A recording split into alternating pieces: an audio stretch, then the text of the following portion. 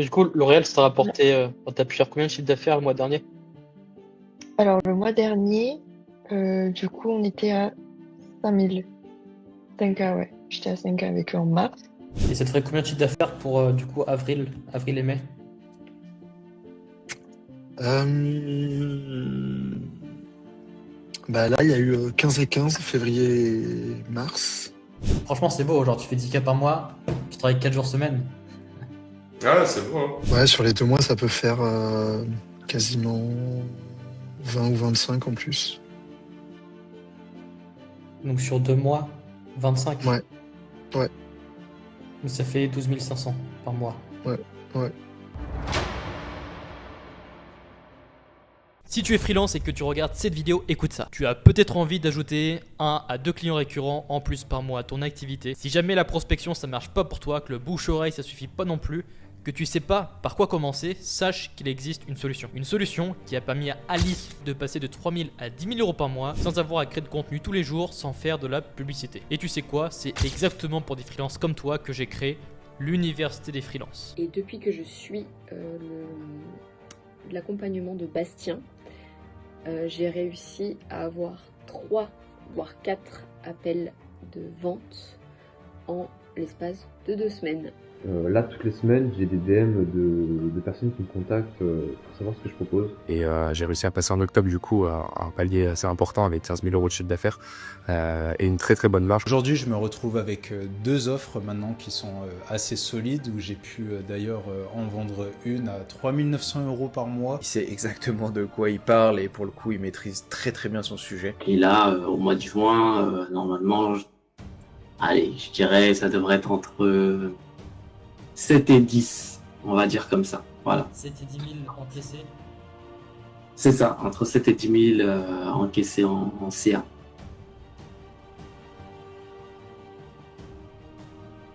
J'ouvre que quelques places chaque mois, donc si tu veux développer ton activité dès le mois prochain, clique sur le premier lien dans la description, réserve un appel et on regarde ensemble comment mettre en place un plan d'action à suivre pour signer tes prochains clients rapidement. Après, en termes de chiffres, ce mois-ci, ça va être un peu plus calme, je pense. Combien? Là, je suis qu'à 1000 euros encaissés. Ok. Moi, je vais finir à... J'ai des missions en cours qui vont t'amener... Je pense 8 en tirant un peu. Ça reste bon, hein. 8. Bon, ça reste bien 8. Oui, non, ça reste bien. Mais ouais, bah, c'est normal que c'est un peu plus calme. Le mois dernier, j'étais à plus de 16 000, donc là, maintenant, je suis plus en phase de livraison aussi. Ouais.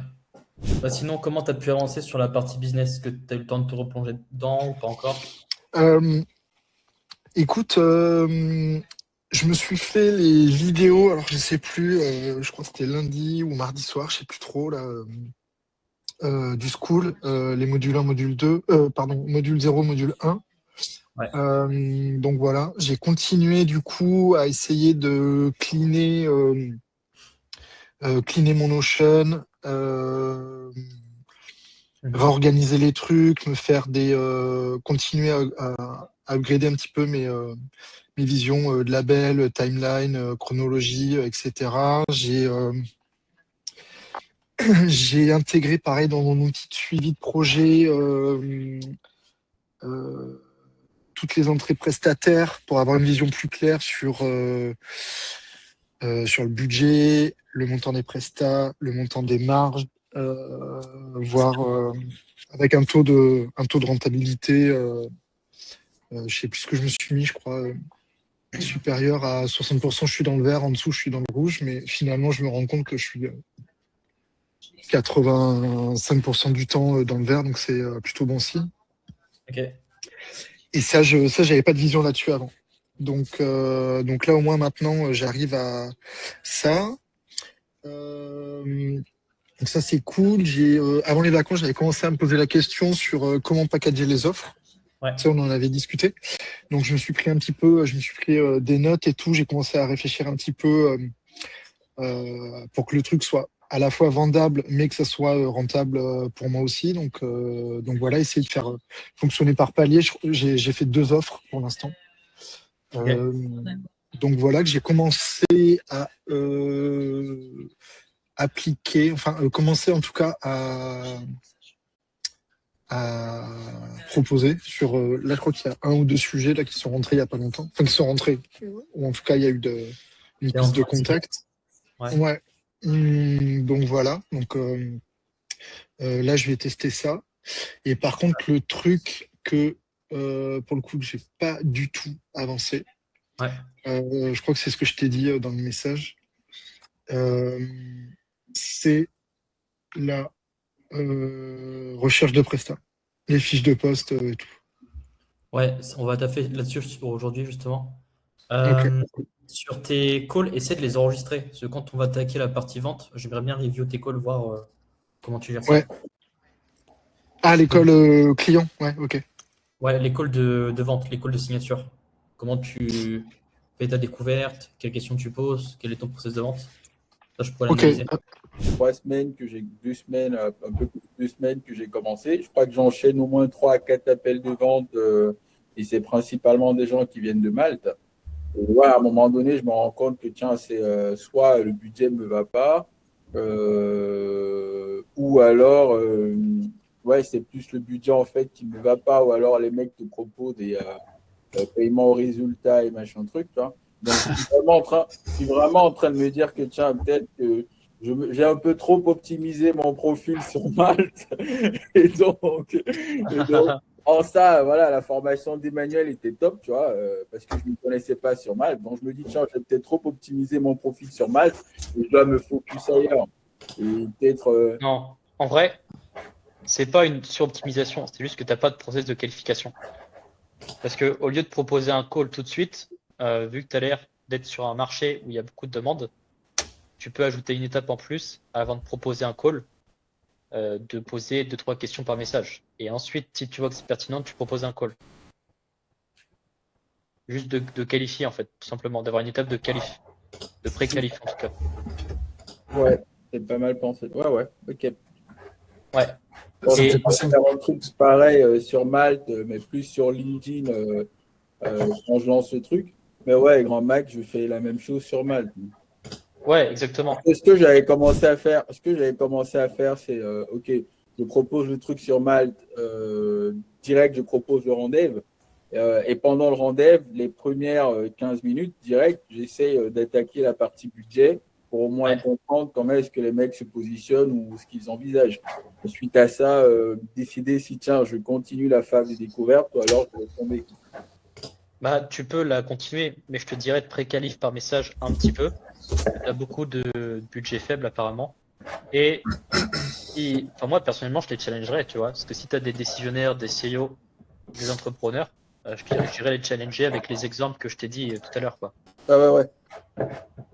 Parce que si tu leur parles comme un entrepreneur, eux, ça va résonner. Et d'un coup, ils peuvent passer de 200 € par jour à ok, finalement, on va vraiment investir parce que il faut des leads, il faut des clients, quoi. C'est une histoire de mindset. Si tu lui inculques le bon mindset, tu pourras pas signer tout le monde. Mais il y en a peut-être un dans le tas qui va se dire ok, ce mec m'a bien parlé, ça a résonné. Et finalement, je vais lui faire confiance. On va attaquer. Il y a un point qui était important par rapport au dernier call qu'on a eu ensemble, c'était sur la gestion du temps. Est-ce que maintenant que tu as repris ces derniers jours, est-ce que tu te débrouilles mieux sur le time blocking le matin?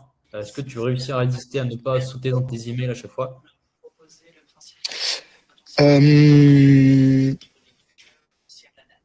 Alors, je me garde du temps le matin quand même en arrivant pour traiter les mails et tout. Bon là, hier soir j'ai fini à 2h, donc il n'y avait pas grand-chose à traiter, je vais pas te mentir. Généralement, j'envoie bouler le truc et là maintenant, je me mets des plages horaires fin de matinée pendant 30 minutes et fin de journée pendant 30 minutes pour gérer les mails. Super. Donc genre midi et demi, 13h et genre 16h30, 17h. Ouais, c'est très bien. Est-ce que tu arrives à les tenir justement? Oui et non, ça dépend. Parce que là, je sais que j'ai eu des petites urgences, j'ai eu une couille sur un sujet, donc là, il fallait que je sois ultra réactif avec le client, parce qu'il bosse avec la Chine, donc il fallait pas que je perde de temps. Mais en tout cas, j'essaye. Je pense que je suis pas encore arrivé à ce que ça devienne une habitude. Ouais, je te le relance là-dessus pour ancrer que c'est important dans ta tête et continuer à te dire, ok, il faut que je focus dessus le temps que c'est bien habitude, justement. Ok, ouais.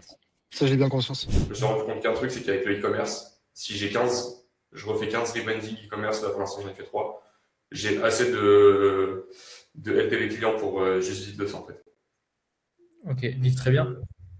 Vivre, là tu vois, il y a un site qu'on a livré il y a 4 mois. Il termine sa saison, on a fait le bilan ensemble avant-hier. Il veut qu'on refasse la V2 du site, qu'on passe à l'étape supérieure et je refacture pour plus de 3500 €. Ok.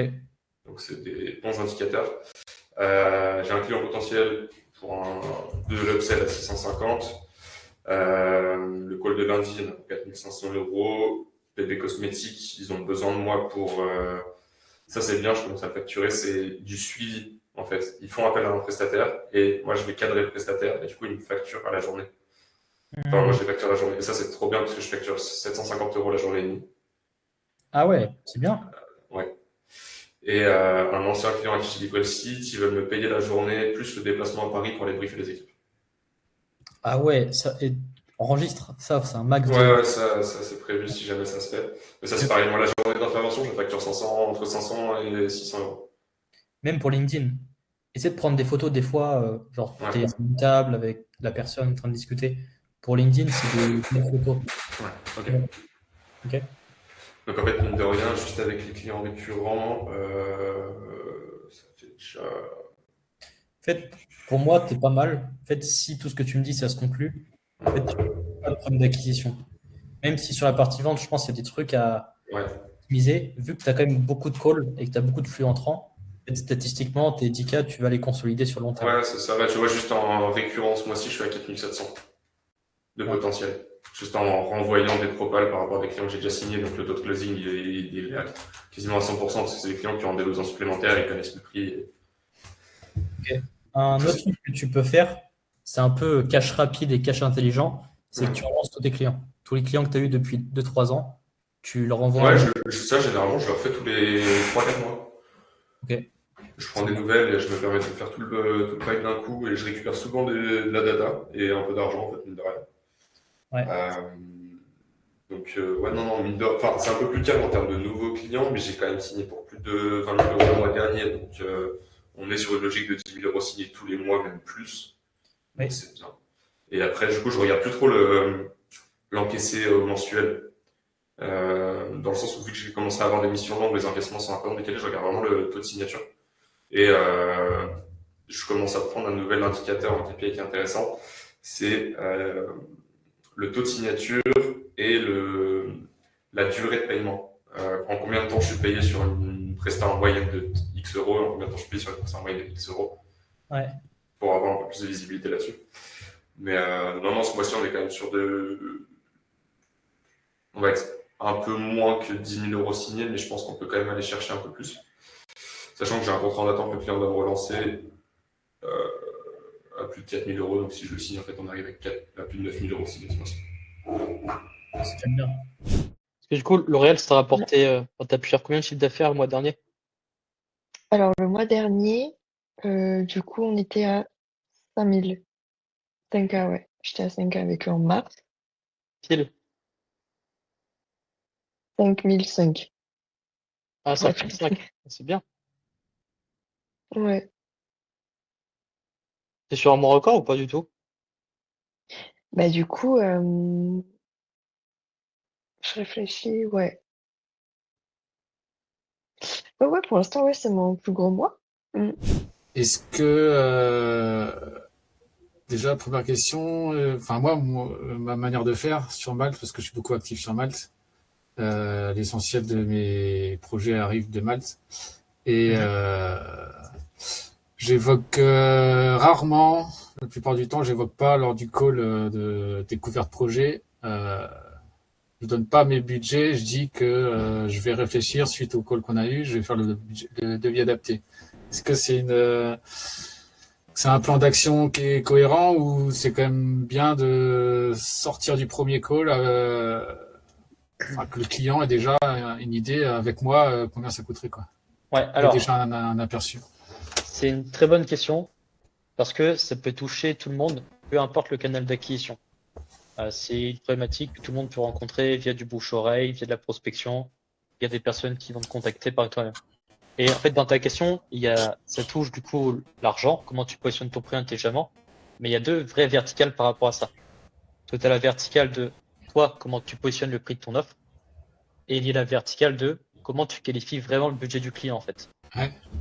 Donc il y a deux verticales et donc il y a deux réponses. Première réponse, dans ta découverte, il faut toujours qualifier le budget. Surtout que tu es sur Malte, donc c'est la même problématique que Dave. C'est des personnes qui ont un besoin, qui viennent te voir, ils sont déjà à la recherche de quelqu'un. Ouais. Et le plus souvent, ils ont déjà un budget en tête. Donc il faut que tu les challenges par rapport à ça et que tu qualifies le budget. Je te donne des exemples de questions que tu peux sortir à chaque fois. N'hésite pas à les noter. Ouais. Pour ce type de projet, avez-vous une fourchette de prix concernant le besoin X, Y, Z? Ok. Ouais. Ils vont te donner déjà un prix. Ok. Comment vous avez fixé ce prix?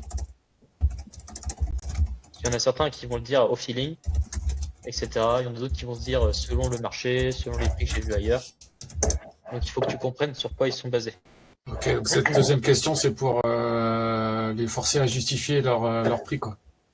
Ouais, comment ils en sont arrivés à venir à cette fourchette. Surtout si elle n'est pas cohérente, tu vois. Il y en a peut-être qui vont te dire ouais, on veut une vidéo motion design, on a prévu 300 balles. Ouais. Ouais, mais est-ce que tu sais vraiment ce que c'est une vidéo motion design? Est-ce que ça implique ou pas du tout en fait? Ouais. Même l'exemple que je viens de te dire, tu peux la sortir. Si le mec te dit ok, on a 300 balles de budget, tu dis ah, ok, je comprends, comment vous avez fixé ce budget, blablabla, blablabla. Est-ce que vous savez vraiment ce que ça implique une vidéo motion design ou au contraire vous n'avez pas d'idée? C'est une question que tu peux poser pour rebondir encore plus.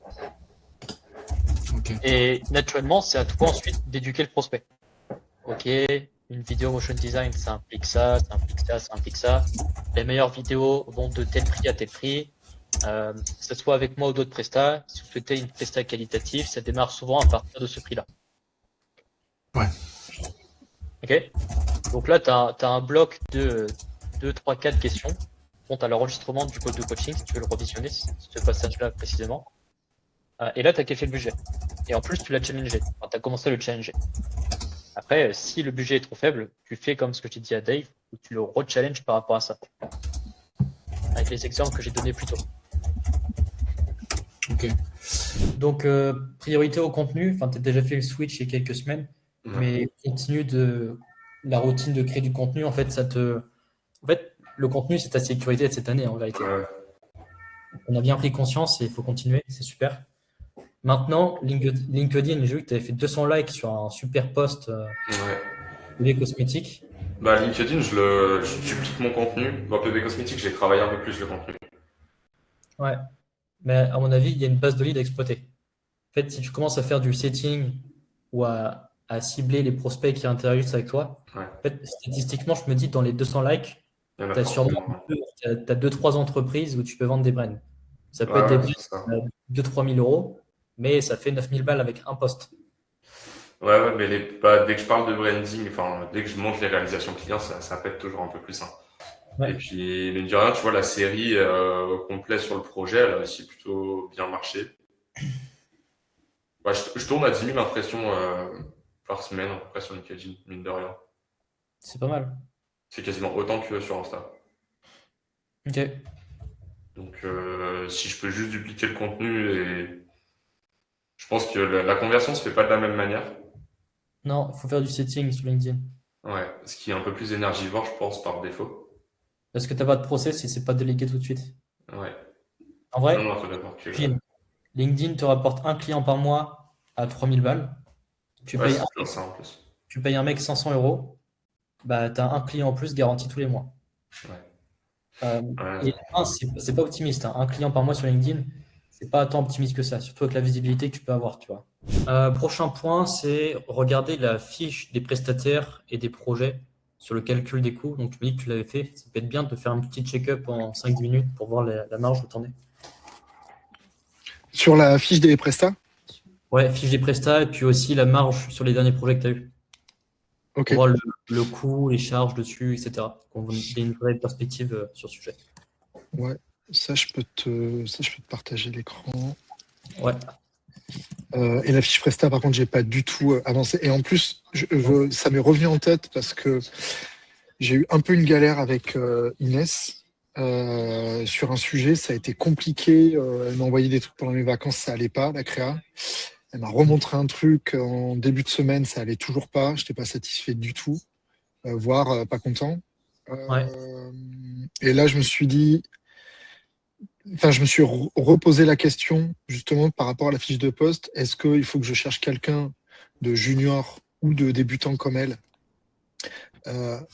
mais peut-être un petit peu meilleur ou en tout cas un petit peu plus digital friendly, ou est-ce qu'il faut que je trouve quelqu'un de plus capé, quasi l'équivalent de moi, mais en digital, c'est-à-dire qui est quasi autonome, quoi. Tu vois, où finalement j'ai plus de temps, j'ai pas de temps de review en DA dessus, si ce n'est juste un onboarding en me disant bon mais voilà Bastien, j'ai fait ça, voilà comment je vois le site, ton identité, voilà comment je la décline, et là je dis oui, non, et basta, quoi. Ouais, c'est pour ça qu'on va bosser aujourd'hui sur les process. Parce que peu importe le prestat que tu vas prendre, le plus important c'est que tu as un process de délivrabilité avec des étapes, des checkpoints, des validations sur chacune des étapes. Et c'est ce qui fait que il n'y a pas de vrai process aujourd'hui dans ta boîte, et que dans certains cas ça se passe très bien, parce que la mission peut être fluide, le sujet peut être plus simple que d'autres par exemple. Et dans d'autres cas où c'est plus challengeant, il y a beaucoup plus de friction, tu perds du temps, ça te fait de la charge mentale, du stress, et tu tournes un peu en rond, quoi. Il y a beaucoup d'allers-retours. Ouais.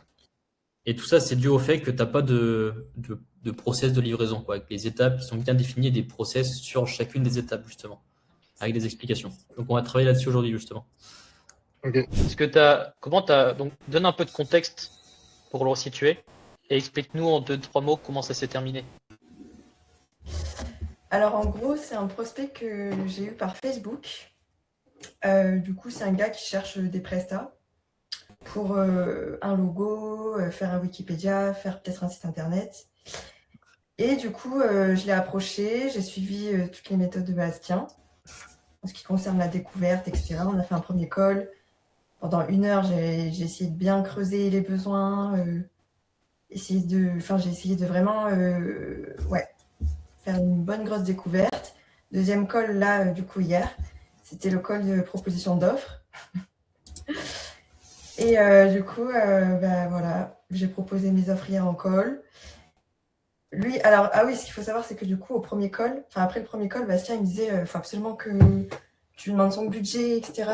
Parce que du coup, c'est vrai qu'à la fin du premier call, j'ai quitté le call et je ne savais pas du tout son budget. Du coup, j'ai essayé de gratter ça par message.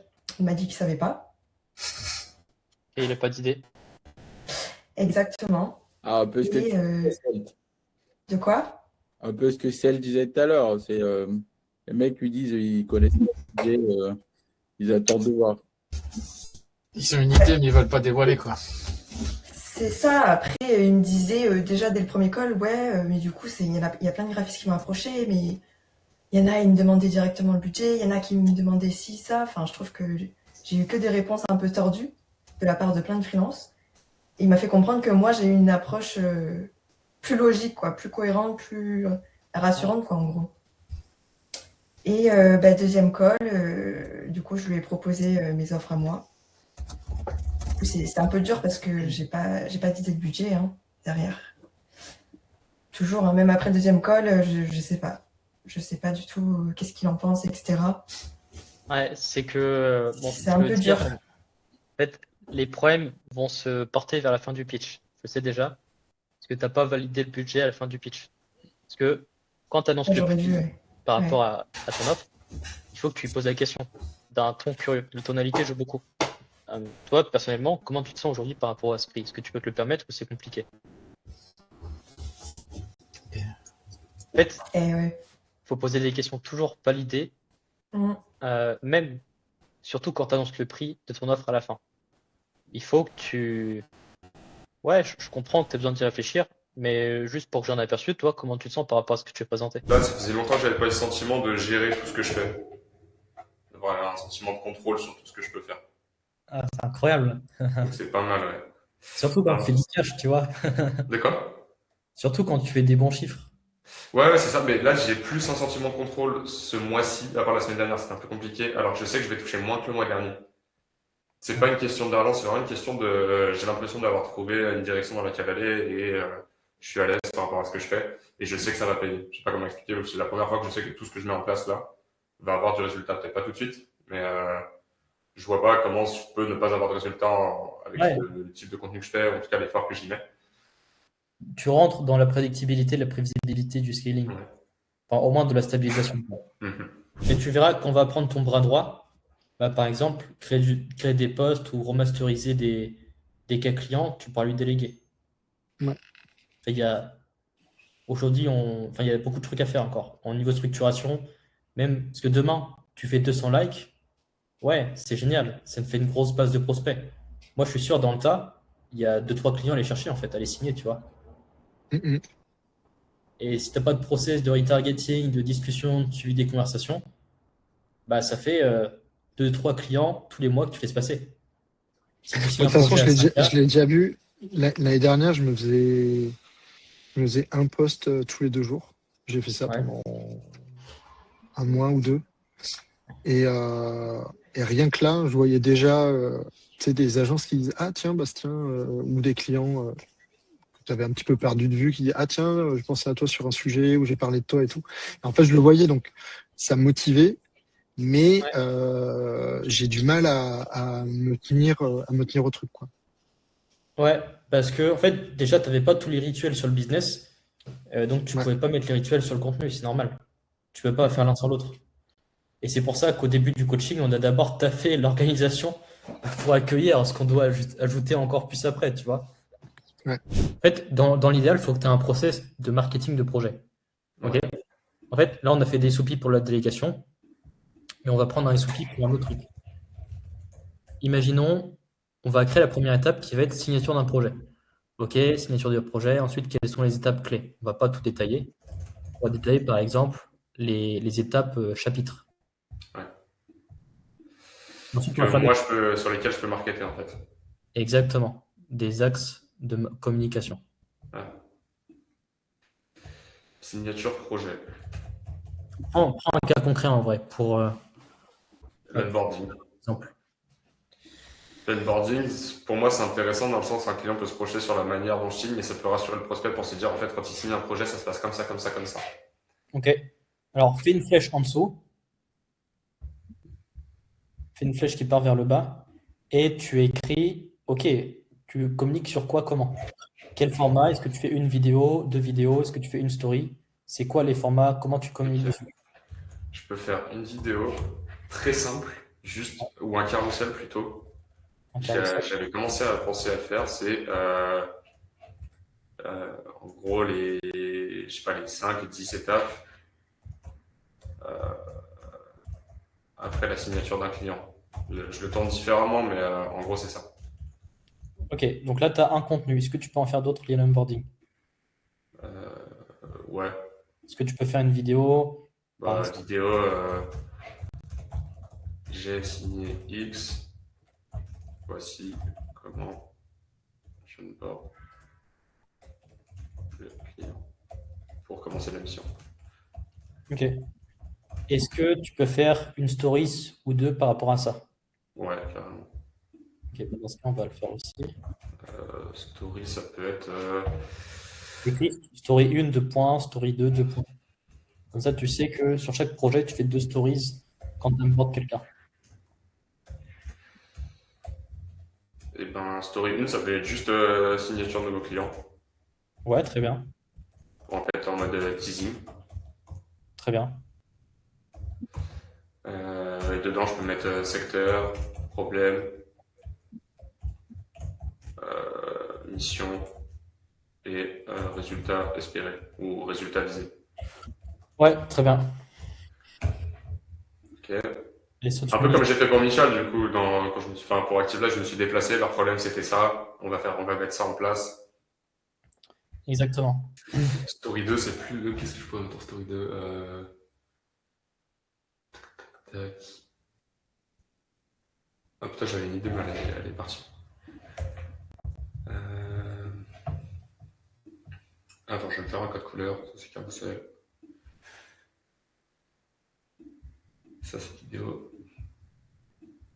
Ça, c'est story. Story, ouais, je pourrais en mettre 2. Alors, la deuxième, elle est sortie. Alors, présenter le projet et... Bon, je pense que c'est tout pour l'instant. Ok. Maintenant, ce que tu vas faire, parce qu'en vrai, tu as déjà suivi ce process pour PB Cosmétique. Attends, je me note juste un truc d'autorité en mode plus pour le client. Ah, mettre ses caractéristiques en avant, genre qui il est. Non, ce sera plutôt ici, ça. Quand je dis autorité, c'est plus pour le client, pour montrer, en gros...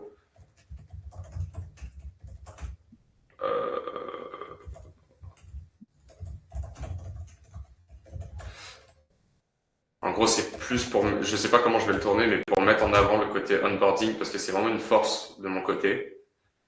Et montrer dans l'autorité que je sais gérer un projet dès l'onboarding. Montrer à mon client ça. Je sais pas comment expliquer. Ouais. Non, c'est... Je me le montre, je me le note comme ça. Ok. Ouais, c'est pas évident, hein, les premiers calls comme ça où enfin il y a beaucoup de choses à comment dire, à arriver à gérer. Enfin, surtout que j'ai pas encore regardé tous tes modules, mais ça fait déjà beaucoup à assimiler. Ouais. Et je me sens un peu dans l'inconnu parce que moi, quand je fais mes calls, du coup, c'est pas du tout comme ça. Donc, Parce que tu apprends et tu remarques tes erreurs au fil du temps. Et ouais, il y a ça aussi. Bah ouais. Il faut se. En vrai, pour vraiment devenir excellent, il faut faire des erreurs. Tout le monde passe par là. Moi, j'en ai fait beaucoup. Hein. Des calls que j'ai foirés que j'aurais pu signer, j'en ai des dizaines et des dizaines. Hein. Vous n'avez pas idée. Hein. Ok. Story, j'ai pas fait. Ok. Carousel, j'ai pas fait. J'ai pas d'exemple. Ça sera à faire. En fait, là, l'idée sur le prochain projet que tu signes, c'est que tu le fasses passer par ce process, tu vois. Et que ça devienne un peu le cas référent de ta com.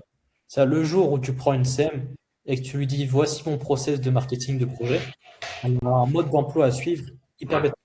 Mais ça, je vais pas le faire pour tous les projets parce que si je signe 4 projets dans la même semaine, c'est vite le bordel, quoi. Ouais, mais il te faut quand même un process pour un projet par semaine, par exemple. Ok.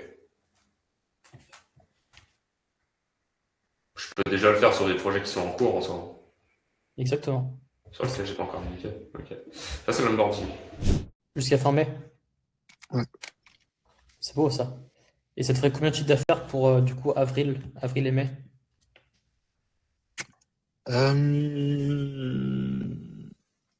Bah là, il y a eu 15 et 15, février et mars. Avril et mai, bah, si je peux te dire, si tout se finit, si tout se finit dans les temps,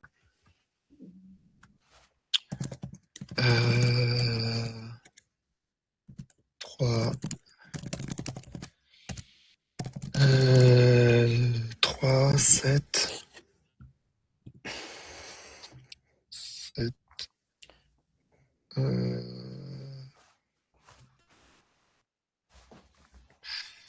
ouais, sur les 2 mois, ça peut faire quasiment 20 ou 25 en plus.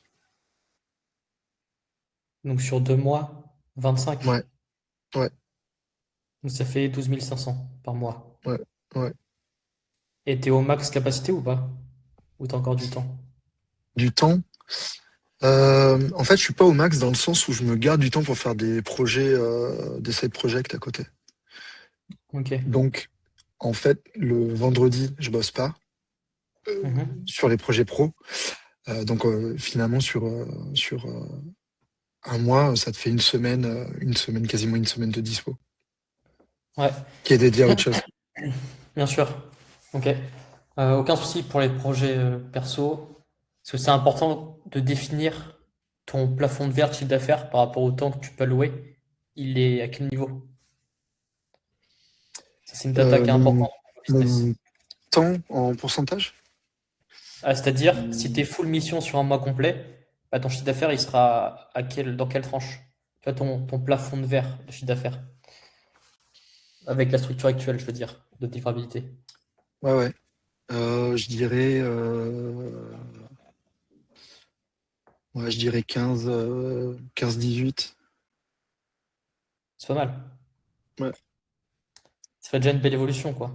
15-18 et ça dépend évidemment de la phase de projet.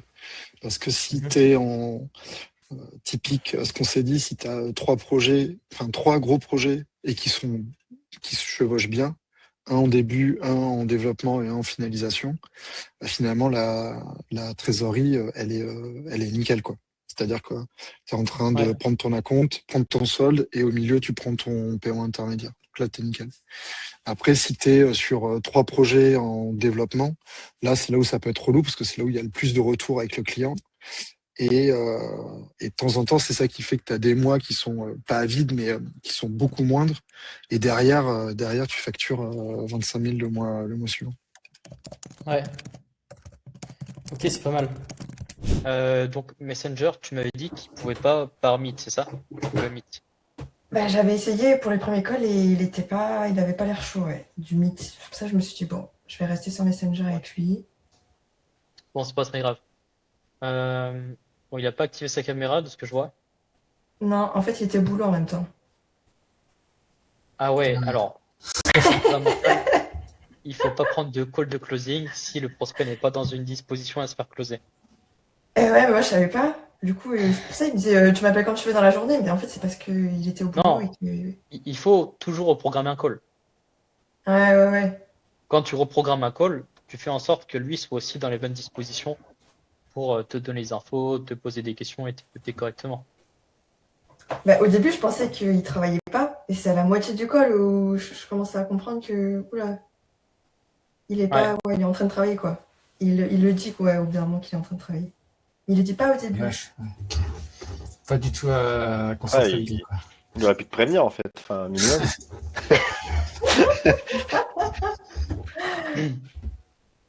Quand tu as des prospects comme ça qui te disent appelle-moi quand tu veux, reprogramme par message. Tu dis ok, je sais que tu travailles ou j'imagine que tu as des tâches importantes à faire dans ta journée. Quand serais-tu libre pour s'appeler tranquillement que je présente l'offre que j'ai pu te faire? Bah ouais, en plus, c'est un appel technique. Enfin, j'ai déballé plein d'infos, plein de prix. Ouais. Du coup, maintenant, quand je pense, je me suis dit, ah ouais, ça se trouve, il a oublié la moitié de ce que je lui disais hier, vu qu'il travaillait en même temps. C'est même sûr. C'est même très sûr. Ouais. Mais de base, c'est un prospect qui était à moitié qualifié. Mais au moins, tu t'entraînes et tu apprends des trucs. Donc c'est super. Oui, voilà, c'est ça. Et Bastien, tu tiquais au début là sur le WhatsApp? Sur un call WhatsApp? Non, enfin, je sais pas. Oui. Tiqué pour une raison ou? Oui, parce que le but, c'est idéalement, il faut le faire en visio, quoi. Ah oui, bien sûr, ok. Ouais, c'était ça le truc. Oui, okay. Parce que là, il n'y a pas de caméra et tu n'as pas sa réaction sur l'annonce du prix. Ouais. Alors que dans le body language, dans les traits faciaux, tu vois comment il réagit en fait par rapport à ça. Ouais, ok. Juste en regardant une personne, tu peux voir s'il est fermé, s'il est ouvert, s'il est détendu, s'il est tendu au contraire. Tu le vois par rapport à son visage, s'il fronce les sourcils. C'est pour ça que la caméra, c'est un actif important. Ouais, ok. Ok. Donc, à mon avis, t'as mal démarré le début. On va écouter, mais c'est ok. Bonjour Johnny, vous m'entendez? Allô? Allô? Allô? Allô? Vous m'entendez? Allô? Oui, je vous entends. Johnny, c'est bon, vous m'entendez? Oui, bonjour, vous allez bien? Oui, c'est très bien, et vous? Ça va. Moi, ça bosse bien de mon côté. Pas mal de projets là en ce moment. Et Bon, bah ça c'est chouette, je me suis content pour vous. Ouais, c'est trop cool. C'est trop cool, et du coup, ouais. Tu connais son âge ou pas du tout? Non, mais vu sa photo, il est pas jeune. Ah, il est vieux, ok. Bon, je vous prends À côté, j'ai pu bosser en parallèle pour réfléchir à plusieurs offres. Ouais, là, t'es trop direct. Ouais, j'ai pas assez brisé la glace là. Ouais, mais ça se voit, t'es stressé. On le ressent dans la tonalité. T'as pas encore l'habitude. Non, du tout. Bien, si on fait un exemple en 5 minutes, là, je joue le prospect, comment tu abordes l'appel? De façon naturelle, cas pratique. Ouais, bah, faut que je parle plus de choses en mode small talk. Bah ouais, Ah, rapidement, genre 30 secondes, minutes. Mais comment tu poses le cadre? Je lui demande si ça va, s'il est bien installé, qu'est-ce Ouais. qu'il fait, il travaille pas. Ouais, c'est ça. Ouais, Tu es dans les bonnes dispositions pour prendre un appel. c'est ça. Et est-ce que tu l'appelles comme ça en fait? Tu prends ton tel, tu l'as appelé direct. Ouais, bah c'est pareil. Imagine, t'appelles ta meilleure amie pour une urgence. Tu dis, hey, tu fais quoi? Est-ce que t'es libre? Est-ce que t'as du temps? C'est pareil. Quand t'appelles un prospect en direct, tu lui demandes, ok, est-ce que t'as du temps? Est-ce que t'es libre? Est-ce qu'on peut parler du projet, quoi? Ouais. Ah, mais ils avaient fixé le rendez-vous, non? Non. Non? Bah, Ok. on s'est dit en gros, on s'est dit on s'appelle demain. Il me dit ok quand tu veux dans la journée. Et je lui ai quand même envoyé. En fait, il m'a dit par contre envoyez-moi un message avant l'appel. Donc j'ai envoyé un message à 16h pour 17h. Donc c'était à moitié fixé, mais c'était un peu à l'arrache quand même. Quand tu veux dans la journée, ok, moi j'ai Ouais. ce créneau-là disponible. Qu'est-ce qui est plus facile pour toi? Tu lui réponds ça. Ouais. C'est important d'avoir le lead. Parce que là, du coup, c'est lui qui a pris le lead par message. Et tu t'es pas assez imposé, je pense. T'as pas assez cadré la relation, quoi. Tu comprends? Intéressant. Parce que là, il avait juste refusé le principe du Google Meet, c'est ça? À la base? Ouais, dans nos premiers échanges, je lui ai envoyé des Google Meet et il esquivait le Google Meet en fait. Et après, il me disait, oh non, c'est bon, c'est très bien par Messenger. Il veut pas, il veut pas Ouais, c'est mettre bizarre, la cam, quand quoi, du coup. Il veut pas quoi? Il veut pas mettre la cam, du coup. Il est un peu, ouais, il a l'air frileux par rapport à ça. Tu lui as demandé pourquoi ou pas? Non. Bah, il faut.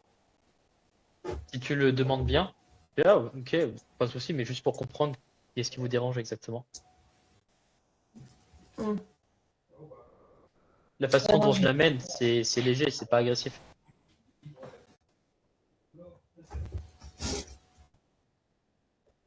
Ok. Pour le fameux projet de l'univers fantasy. Oui. Et du coup, dans l'idée, je peux vous faire 3 propositions.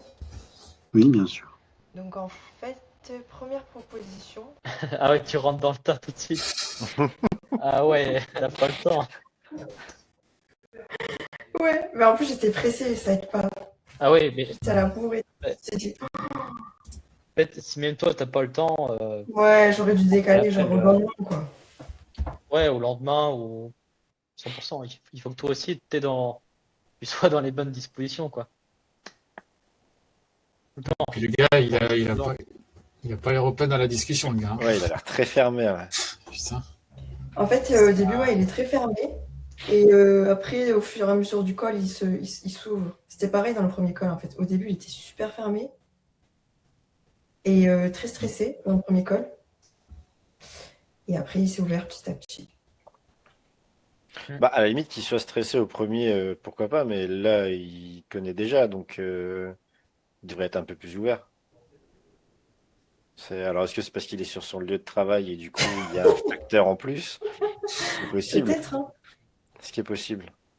Ouais, parce qu'il y a des collègues à côté, à 3 mètres. Lui, c'est ça. Il va pas parler de son projet perso. À la fin du call, j'entends bonne soirée, madame. Donc, putain, je sais pas qu'est-ce qu'il fait. Enfin, je sais qu'il est fonctionnaire, mais il m'a pas dit exactement ce qu'il faisait. Peut-être qu'il travaille à l'accueil et qu'en fait, il faut pas qu'il soit trop.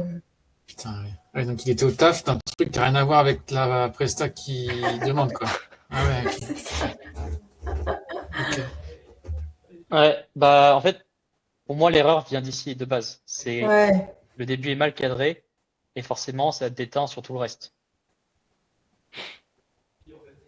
C'est un peu la loi Pareto, le 20-80, donc le 20% des actions qui ont causé 80% des résultats, ça vient de là, du début de l'appel, du cadrage, des dispositions de l'appel. Le contenu, si. Le format, non. Ouais, c'est trop top of the funnel. Tu vois ce que c'est le tofu mofu bofu? Ça te parle ou pas? Pas du tout. Ok. Alors, bon, on commence à rentrer contenu. parce que là, on va parler d'acquisition. Pour trouver des clients, tu n'as pas 10 000 manières de faire. Tu as le contenu, la prospection, et tu vas avoir tout ce qui est recommandations, bouche-oreille, etc. Aujourd'hui, sur les réseaux, surtout par rapport à ton métier, ce qui est le plus efficace, c'est le contenu, forcément. C'est ce que Clément il fait que ça, hein. Tous ses projets, il les a grâce au contenu. Et la prospection. Ça fonctionne depuis la nuit des temps. Et quand tu as une bonne trame, bien ciblée, bien qualifiée, tu peux avoir des appels très qualifiés, avec des belles boîtes. Un exemple, j'ai un élève ce matin qui fait du motion design. Il a eu une personne qui travaille chez EDF. Et ça, c'est grâce à LinkedIn. Ok. Donc, tu peux très bien avoir des belles opportunités. Alors, niveau contenu, du coup, tu as Instagram, tu as LinkedIn. Instagram, il va falloir améliorer la qualité parce que c'est pas assez ciblé. En fait, c'est du contenu qui est trop générique. Comme tu le dis, ça parle pas aux décideurs et c'est pas assez technique. Sur les décideurs, ils ont besoin de voir. Donc, je fais des tests. Franchement, c'est beau. Genre, tu fais 10 cas par mois, tu travailles 4 jours semaine. Ah, c'est beau, hein. Mais pourtant, en fait, j'ai une double partie de moi qui est horrible, mais je pense que c'est dans ma personnalité. J'ai tout le temps l'impression de trop bosser et de rien faire à côté. Enfin, en tout cas, j'évite. Et à côté, j'ai l'impression de rien faire, des fois. De vraiment rien faire. De me dire, là, cette semaine, pour moi, là, j'ai quasiment rien fait. Lundi, j'étais en déplacement client, j'ai pas bossé. J'ai bossé mercredi, jeudi, aujourd'hui. Aujourd'hui, j'ai pas non plus trimé comme pas possible. Ouais, tu vois, j'ai du mal à voir où est l'effort, mais en tout cas, je sais qu'il y est. Mais à répartir comme il faut l'effort, en tout cas, ou en récompense psychologique derrière. Je sais pas si tu vois ce que je veux dire. Ouais, accepte la situation. Ouais, non, mais c'est ce que je fais, hein. Il faut, en fait, moi, un truc qui m'aide bien quand j'ai vécu ça, c'est de me dire ok, Bastien, je suis fier de toi, j'accepte le fait de travailler peu pour gagner bien. C'est des autoconfirmations, mais ça te fait avancer et ça t'évite ce coup d'intérieur. Ouais. Parce que là, tu vois, je me dis, aujourd'hui, j'ai pas fait grand chose, mais mine de rien, j'ai fait un post LinkedIn, j'ai fait un post sur Insta, j'ai livré un client sur une mission. J'ai fait mes stories pour parler du projet de PD. J'ai mis en ligne mon étude de cas et je l'ai marketé. Donc en fait, mine de rien, j'ai fait quand même pas mal de trucs.